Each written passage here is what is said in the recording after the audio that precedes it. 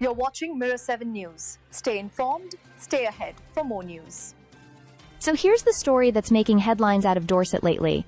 And it's quite a mess. A recent report has revealed that 11 Dorset council officers were sacked after serious breaches of financial rules were uncovered. This isn't just a case of administrative sloppiness.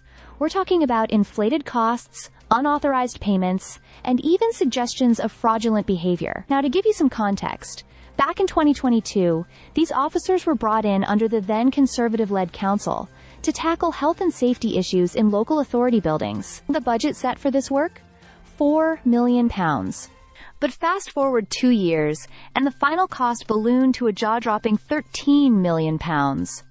And this wasn't approved by the council cabinet, nor was there any official business case or funding strategy behind it. An independent investigation, carried out by the Southwest Audit Partnership, didn't pull any punches. The report cited illegal activity or fraud, and described behavior by some of the council officers as deliberately dishonest. Terms like obfuscation were used. That basically means there was an effort to hide what was going on. One egregious example mentioned in the report? A £300 invoice submitted for work that should have cost only £20.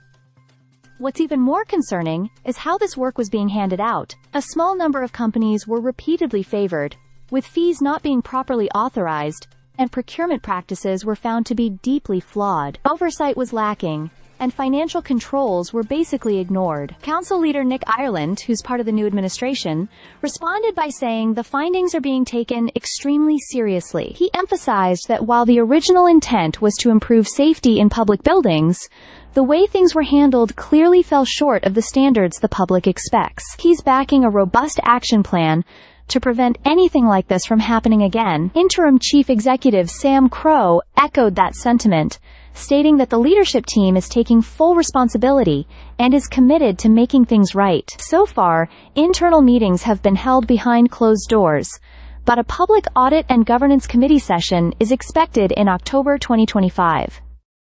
It's a pretty serious reminder of the importance of transparency and accountability in public institutions. When those in charge are allowed to operate unchecked, it's the taxpayers, and ultimately the community, who end up paying the price. Stay subscribed for more videos.